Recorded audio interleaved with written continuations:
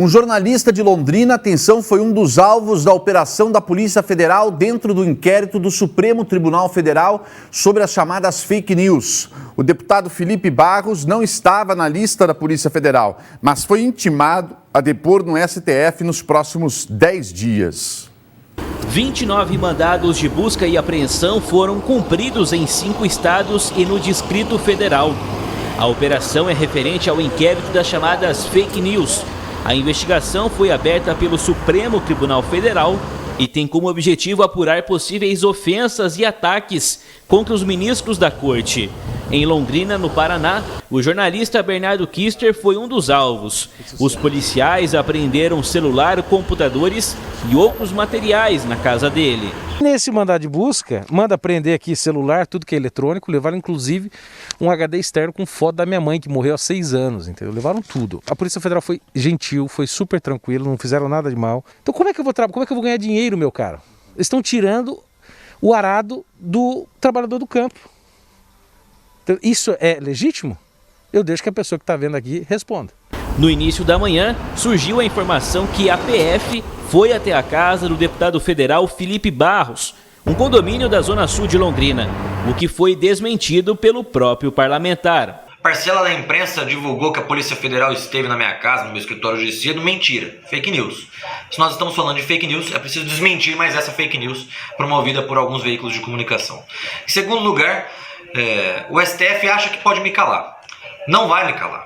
Eu fui eleito, vocês que me conhecem sabem, que sempre me pronunciei, sempre me manifestei, sempre disse minhas opiniões e sempre denunciei os arroubos e os totalitarismos, sempre denunciei aquilo que acho errado por parte dos ministros do Supremo Tribunal Federal. Não vai ser com base nesse inquérito, em que eles estão me chamando para prestar um depoimento, que eles vão me calar. Se querem me calar, só vão conseguir de um jeito, se mandarem me matar. Fora isso, continuarei falando.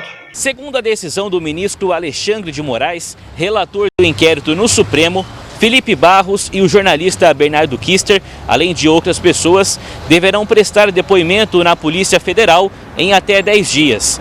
A investigação contra as possíveis fake news foi aberta em março do ano passado no STF, tramita em segredo de justiça e é alvo de muitas críticas. O Rui Barbosa dizia que a pior ditadura que existe é do judiciário porque não há ninguém que o julgue. Não há ninguém acima dele, entendeu?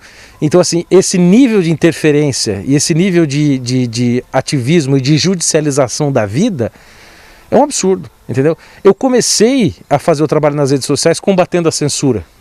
E hoje a minha liberdade de expressão está anulada. Inclusive, na decisão do ministro, diz que é para bloquear, parece o termo, as minhas redes sociais. Por ainda não ter conhecimento do teor do inquérito sigiloso, o jornalista disse que não vai comparecer à PF.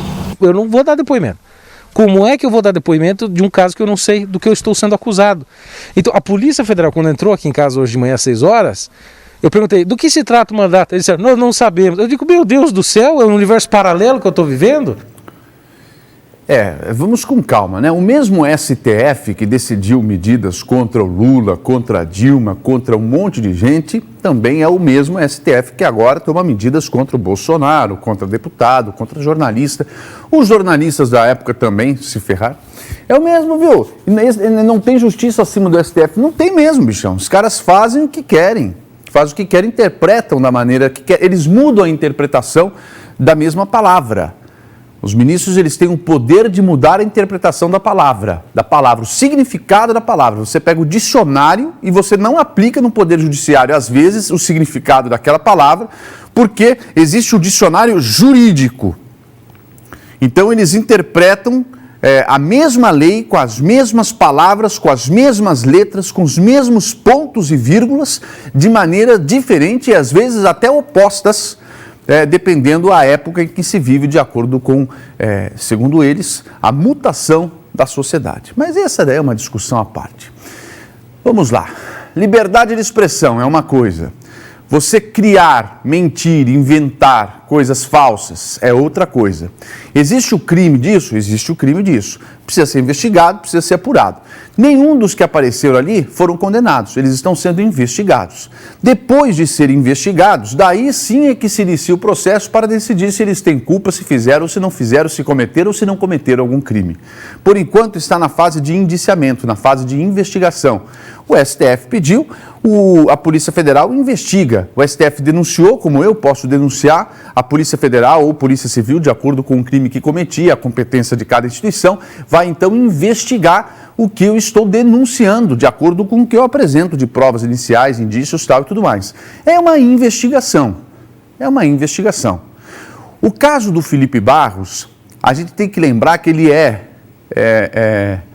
portador de uma prerrogativa um pouco diferenciada, que é a imunidade parlamentar, em relação ao que ele expressa, em relação ao que ele fala no exercício da função dele como deputado federal.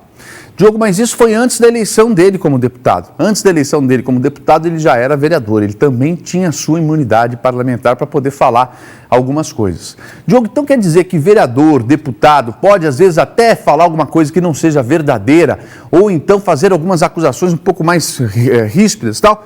Pode. E vai dar alguma coisa contra eles? Dependendo, não vai dar nada. Eles têm uma prerrogativa para quê?